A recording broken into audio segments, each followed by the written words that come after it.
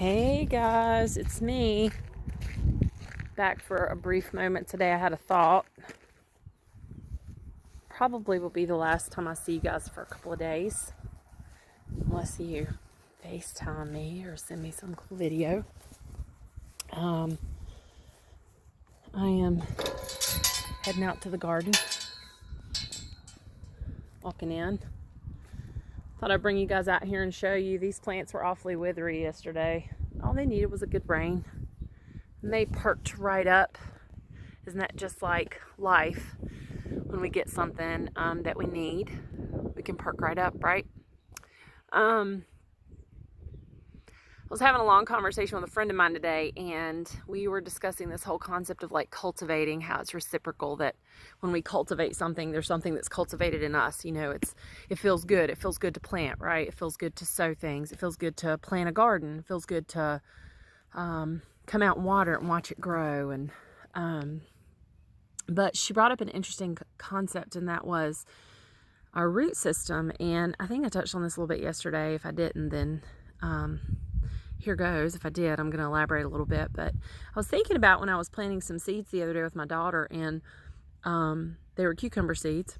My husband was making fun of me because I was just taking my finger going bloop, bloop, bloop, to make these little holes, because they only need to be about 2 inches deep. And you know, it got me to thinking about those little plants that if we cover them up too much, if they're too deep in the ground, what we're sowing, if we sow it really deep into our soul, into our hearts, our minds, then it has a hard time coming back to the surface, right? Because the ultimate goal in planting our gardens and cultivating them is for things to break through the ground, to grow, to produce fruit.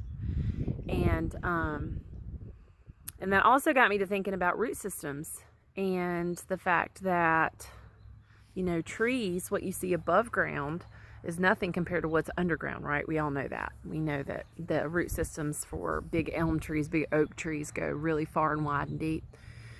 So in applying that, I started thinking about roots. I was thinking about when I've transplanted things from, say, one container to another. I always increase the size of the pot that I put it in, if that's what I'm doing. Or my friend was talking about a plant that she had her son take out of a pot and put in the ground for her at her house, and how she had to work that soil because it was clay. It was really poor dirt, right? And how she had to add some better soil to that to make it more conducive to growth with the right kind of nutrients in it. And so the question for today is, how deep are your roots? You know, what kind of system do you have going on? Is there in prayer life, in reading the word, in nurturing yourself, being surrounded by resources, people, phone conversations, texts, during the social distancing time? What are we sinking our teeth into our time? How are we spending our energy? Is it in paranoia, freaking out, that big F word, the fear? Or is it that we're sinking our roots deeper into what is truth, what we've known to be seen as faithful, that, you know, the Lord has provided for us in times that we can probably all go back through and give a testimony of. But I found this verse of scripture that I thought was particularly interesting, be a good place for us to maybe put our minds together on and to think about. And that was in Mark 4, verse 17. I'm going to back up to 16. It said, "The seed sown on gravel represents those who hear the word and receive it joyfully. But because their hearts fail to sink a deep root into the word, they don't endure for very long." This is the Passion Translation, by the way. "For when trouble or persecution comes on account of the word, they immediately wilt and fall away. And the seed sown among thorns represents those who hear the word, but they allow the cares of this life and the seduction of wealth and the desires of other things to crowd out and choke out the word, so that it produces nothing." Now that's talking about how seeds are being sown, but isn't that really what we're talking about? Like how deeply our root systems go. If our roots reach way back to a place of the knowledge of what we have put in our hearts from the word, that's pretty powerful, right? If we have something to stand on, our testimonies, that's where our faith is drawn out of, right? That's where it's increased, is through trials. And so my question today is, What's your root system look like?